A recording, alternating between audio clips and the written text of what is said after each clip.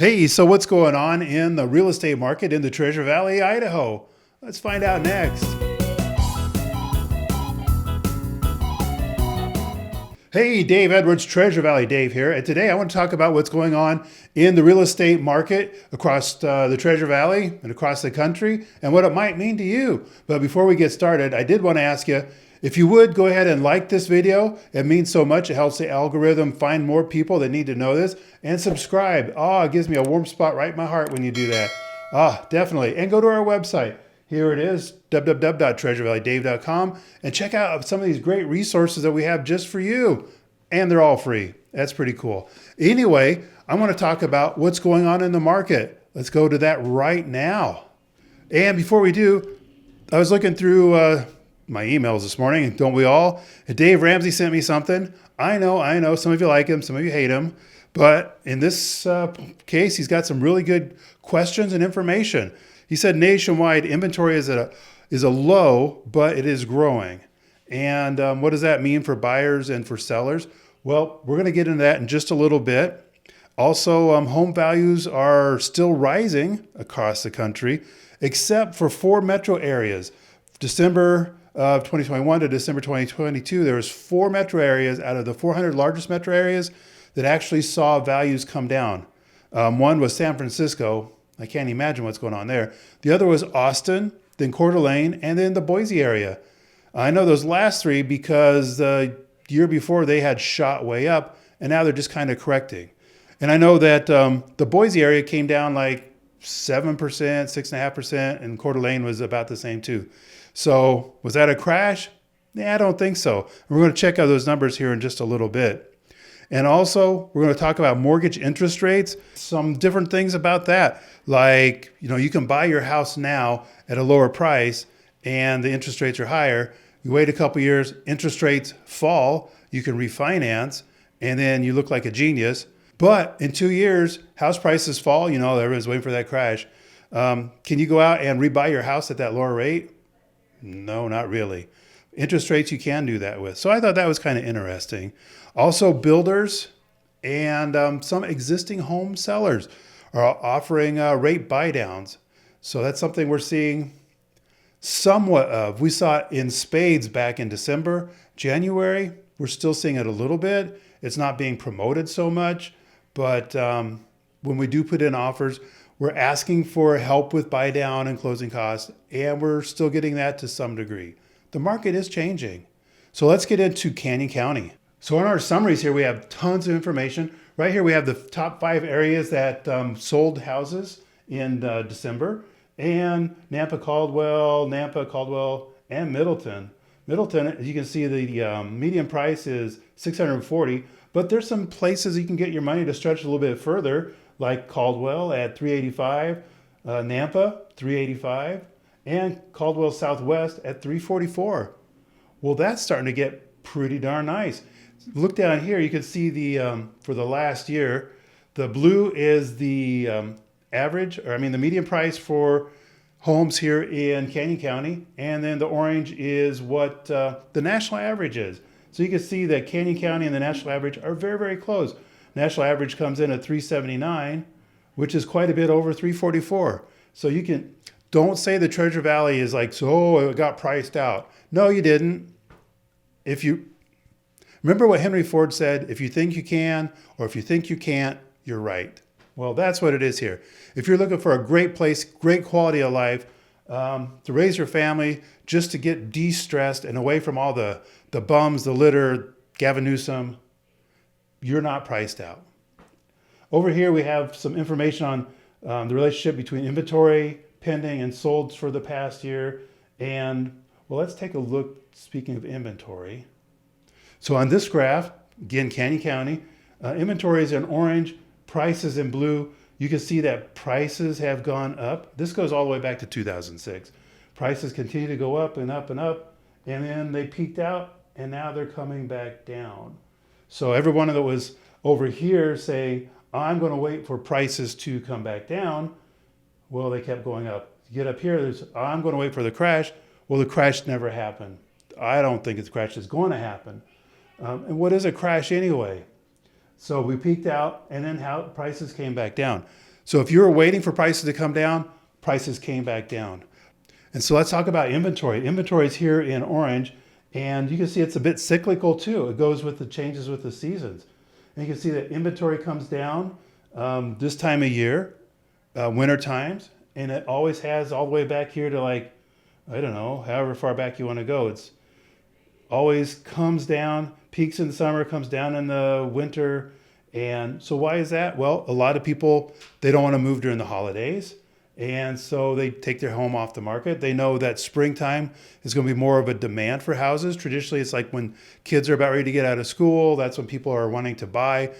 People want to buy. That means more buyers, more demand. So that's when sellers try to time their move to sell. So inventory is typically lower. In this case, though, we do have builders that are sitting on hundreds and hundreds of homes.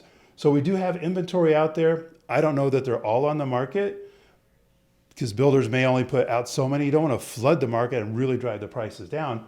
But prices have come down, but inventory's come down.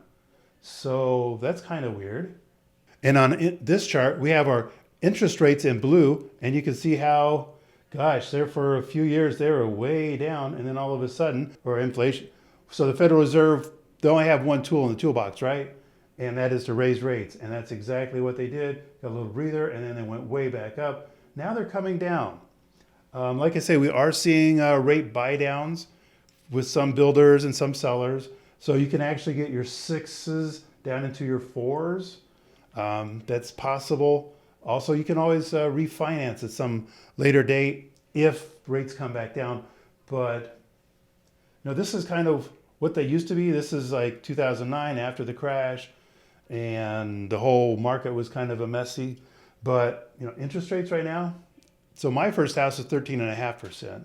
I know. It's like boo-hoo for you, but 6% is historically a pretty decent rate. I remember I refinanced my house and got down about, 7%. And I thought, wow, this is fantastic. I guess it's all in perspective, right? And then this orange line is our inventory to sold ratio.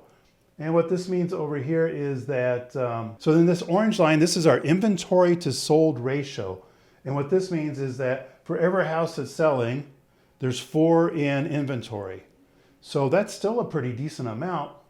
Down here, for every house that's sold, we had 1 house in inventory or less than 1 house in inventory. So this amount right here goes, it's been, wow, 8 years since we saw, 9 years since we saw this kind. So we have quite a bit of inventory. So that should help to keep prices down, right? And maybe that's what the Federal Reserve was going for. Let's look at this last chart. So this is our homes sold and then our days on the market. That's the time that a seller puts a house on the market before they go under contract with a buyer.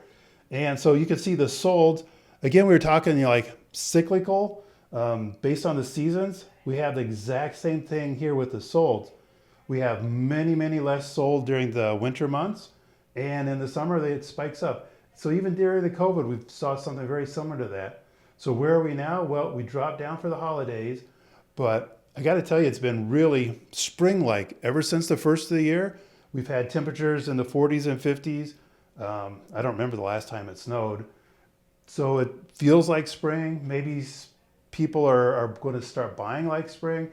But we are seeing, and this is December's numbers, where they're starting to come up. I'm really looking forward to see what January does. I bet we're going to see that this increases quite a bit more even. Now this gold line or orange line is days on the market, and you can see that in the wintertime they sit on the market quite a bit longer, and then in the summertime there's less days on the market. Very cyclical. This is what it means to you. You want to get into a house and start getting on the equity escalator, right? Look how this goes all the way from 65. Now, if you bought there, you're going to be mad there. But if you bought here and it's here, you're going to be happy. So it's just like you got to get on it and stay in for the long term. It's not gambling, it's investing. This is, and then look back here. Last couple of years, it went straight through the roof. So getting into a house for the long term, building equity. Maybe it's not your forever house. You take the equity and you transfer it to your next house. And the Federal Government has exemptions for you. I think a married couple that's been in your house for a couple years is $500,000 exemption. So if you went from here to here and you made $500,000 on your house, you wouldn't owe any taxes for that. I'm not a CPA, so, consult your consultant. No, consult your accountant. There you go. There are other things to play in what a housing market is going to do besides just, the Federal Reserve and interest rates. So this John Williams guy, he just reported that in Florida. I know a lot of people are going to Florida, right? And then they had those natural disasters down there. So the government in Florida is looking at making mandatory flood insurance for everybody that has property in Florida. And what do you think that's going to do? I had flood insurance back in California on a house that was not required to have it. It was dirt cheap. As soon as they redrew the FEMA maps, and I had to have flood insurance, it went up at least by 10 times. It went from like $50 a year to over $500 a year. What do you think is going to happen in Florida? Same exact thing. It's going to just add to the cost. And then also in this video, John Williams reports that there's some laws going through that have to, all your condos over 3 floors high have to be retrofitted to meet whatever kind of storm standards there are. And this could be in the tune of, millions and millions of dollars. And not only do they have to make all these retrofits, all of the HOAs, they have to have huge, massive reserves. So if something does need to be done, they'll have the money on hand to do it. So who's going to, 1, pay for all these retrofits, and 2, pay for having these reserves built up? Well, the condo owners. Guess what's going to happen? People living in condos are going to start buying single family houses. Guess what that's going to do to the price of single family houses? It's going to push them way up. They're going to be like much more expensive. That's not happening in Idaho. I can't remember the last time we had a hurricane blow through here. I'm just not remembering when it was. And we don't have mandatory flood insurance for everybody that owns property in the entire state. And this is just an example of something that's happening someplace else that's not, that it's going to impact where you might choose to move to. Maybe there's something going on in North Carolina. Maybe there's something going on in Tennessee. You want to go check all these things out. There's just a little heads up about what's going on in Florida. And I thought this was interesting too. This is migration into Idaho. And this is up through last December. So who's moving to Idaho? It's kind of wild. It's like 56% of the people are younger than 34 years old. I thought that was pretty wild. Idaho is really a young state. I think our median age is 36 in the state. So we're not a bunch of old fogies up here just, sitting on the porch drinking our Bartles and James. No, we're a vibrant state for sure. And where are people coming from? This is have you ever heard this term? CAL, California, Oregon, Washington. It's like 80-something% of our people are coming from Cal. I don't know if anybody's using that. I just put that out there. So people are still moving here, and a lot of people are looking for a better way of life. Now, if you look at the charts of where are Californians moving to, Idaho doesn't even show up. So don't for a minute think that everybody in California is moving to Idaho, because they're not. But the people that are moving here, 67% of them came from California. And I got to say, I know a lot of these people. I'm one of those people. We're not changing Idaho to blue. In fact, if anything, we are making Idaho stay more patriotic, stay more red, and actually showed up in the elections last November. We have a much more patriot-leaning legislature than we even did before. So, hey, thanks for coming along today. That was our market update through December, and some great information. If you need some more information, if you want a copy of our market summaries, please let us know. Obviously, we'll be more than happy to help you out. And now that you're on our YouTube channel, make sure you subscribe. That really means a lot to us. And like this video. And well, as always, Treasure Valley Dave, looking forward to helping you get home.